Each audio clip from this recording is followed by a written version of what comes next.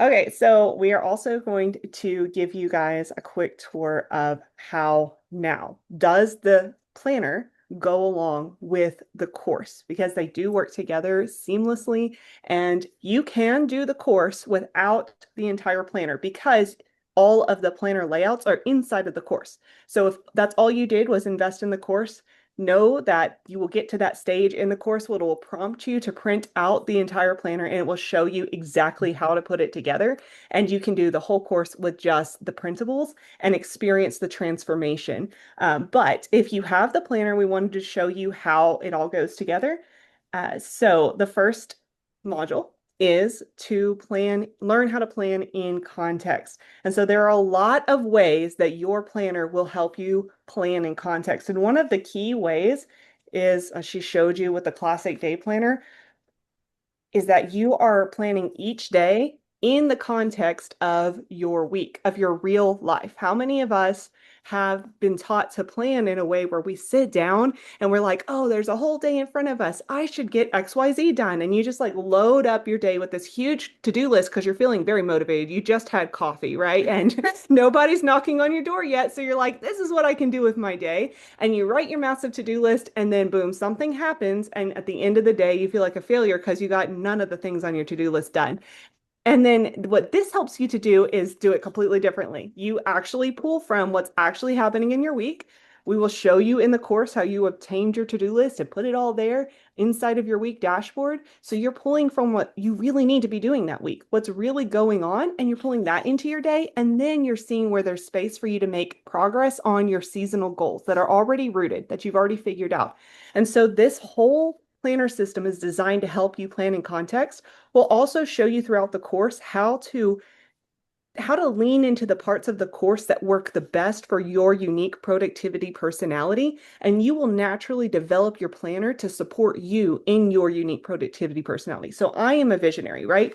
And as a visionary, my planner has got to be decked out to support my visionary ways, or else I am losing track of what I'm doing and why I want to be efficient with the decisions I'm making each day. So I decked out my annual already for this year. Yes, I'm very excited. And I've been working on making it support me in my visionary ways because that's important to me. So I've got my vision board right there at the beginning.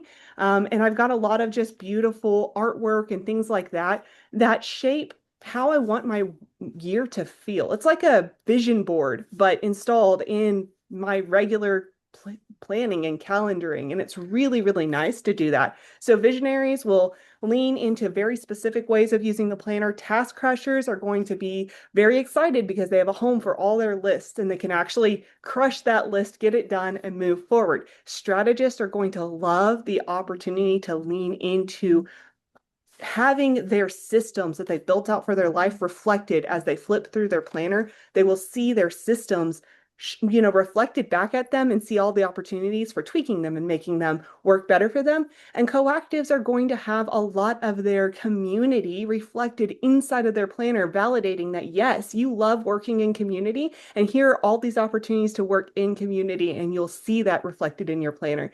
And so each one of us are going to have very unique planners at the end, and it's wonderful that it's going to be so much like you. It's going to look like you and your family and your priorities and not like anybody else's. And that's part of what makes this system work so well over the long haul because you're not copying and pasting the way we plan into your life. All right, morning habit. You want me to dive in? Yeah? Sure. Okay. All right. So obviously, as well, the morning habit is the second week. And so you will be using the classic day planner to build your morning habit. And we will show you how to do that inside of the course. So you will learn how to especially work inside of the day page here. Uh, you should demo the planner while I talk. So you'll see how to work inside of the day page here. And that's what you'll be focusing on. It's the first week where you've got some deep work to do building that habit. So it's going to really focus on consistency over decking this out to its Yes. fullest degree. You're going to have the entire course the next 5 weeks showing you how to use and maximize every single bit of the planner. So we want to encourage you when you get to the morning habit week, don't worry that you're not utilizing every single space. Just get into the habit, use a pencil if you want to, and get into the habit of touching and using your planner every single day. And one of the biggest tips we've talked about is writing down what you've done with your time. It's the Yes. best form of research for this particular exercise because it's going to inform you on how you're spending your time. And it's just so eye-opening because you are probably being extremely productive. It's Yes. just knowing where your energy needs to fit. And you'll be able to build such a solid habit around that data.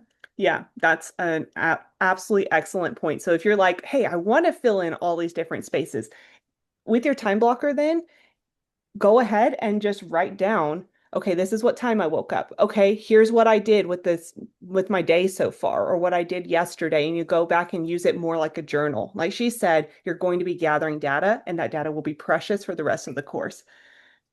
So the third week is all about taming your to-do list. And so, like I said, we will be showing you how to get your to-do lists tamed, categorized, from being this big, massive, crazy list that you know you'll never get through. The first time I ever did taming, my list was 9 pages long and I cried. So we will show you how to overcome that and how to break that up and bring those into categories that your brain is like, oh, I know what to do with that. Oh, I know when to tackle that. That's what taming your to-do list helps you do. And you'll be using your week dashboard a ton to take your lists and actually work them into your plans for the week and select out what you'll be doing at each time. And then, of course, you'll be pulling for those lists whenever you're pulling from your top targets, picking out your top targets, and also putting them into your little to-do list space inside of your planner. And notice some people are like, why is your to-do list space so small? We mentioned That's that very earlier. much on purpose. Yes, because you do not want to create a 9 page to-do list for yourself every day.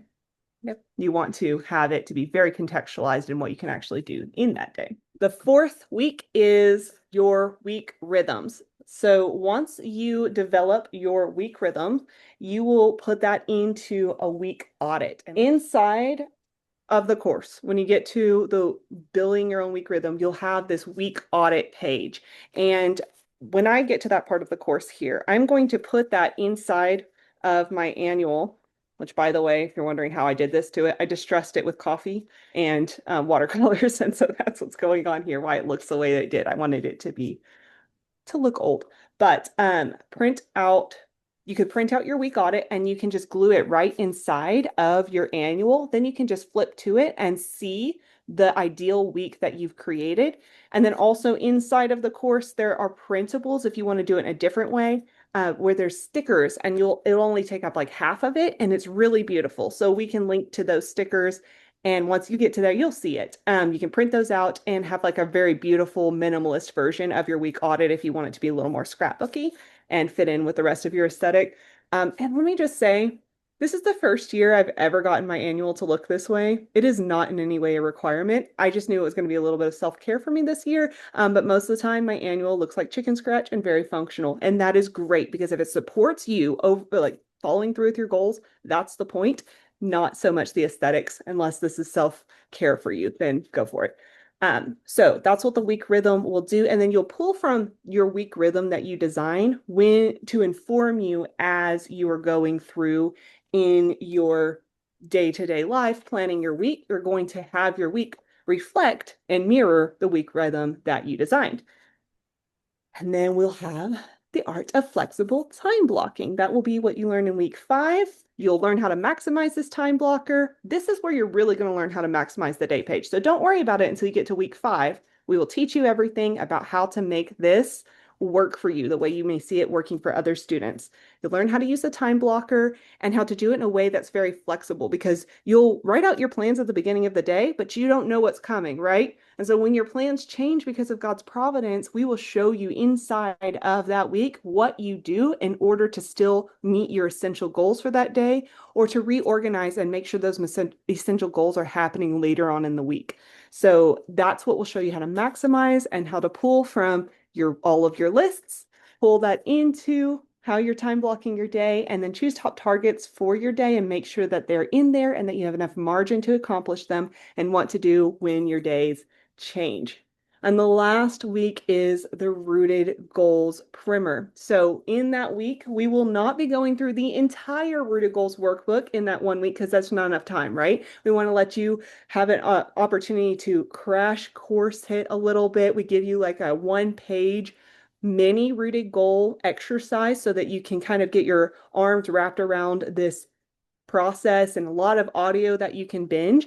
And you'll be able to get that good introduction, set a rooted goal. And then if you want to continue with setting rooted goals, you'll be able to get the rooted goals workbook and dive into that. And this is like a flywheel that helps you to apply the evergreen planning method to your life going forward as you set your goals quarter after quarter.